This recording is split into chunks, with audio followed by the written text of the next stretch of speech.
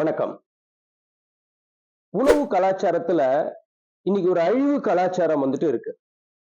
நிறைய விஷயங்கள் நம்ம வாழ்க்கையில இந்த உணவு சம்பந்தமான விஷயங்கள்ல இன்னைக்கு நம்ம பண்ணக்கூடிய தவறுகளால தான் 70% நமக்கு நம்ம நோய்வாய்ப்படறோம் அப்படின்றத உலக சுகாதார மையம் பலமுறை எச்சரித்த போதும் கூட இந்த உணவு சாப்பிடும்போது சில தவறான அழிவு கலாச்சாரம் இருக்கு. என்ன அப்படின்னா, முக்கியமா ஒரு உணவு சாப்பிடும்போது இடையில இடையில குடிக்கிறதுக்கு கோக், பெப்சி இந்த மாதிரியான குளிர்பானங்களை குடிக்கிறாங்க.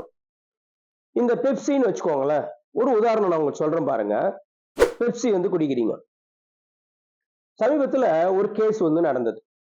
அந்த கேஸ்ல என்ன அப்படின்னா, அந்த கேஸ் கம்ப்ளைண்டர் அவர் என்ன கம்ப்ளைண்ட் பண்ணார் அப்படின்னா, பெப்சி பாட்டில் உள்ளார ஒரு எலி செத்து இருக்கு அப்படின்னு சொல்லி அவர் கேஸ் போறார்.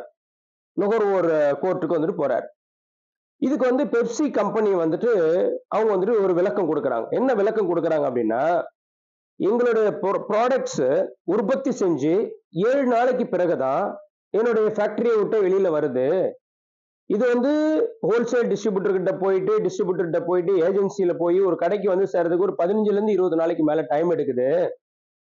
ஒரு எலி உள்ள செத்து போய் கிடந்ததா அவங்க சொல்ற தவறு அந்த கருத்து தவறு.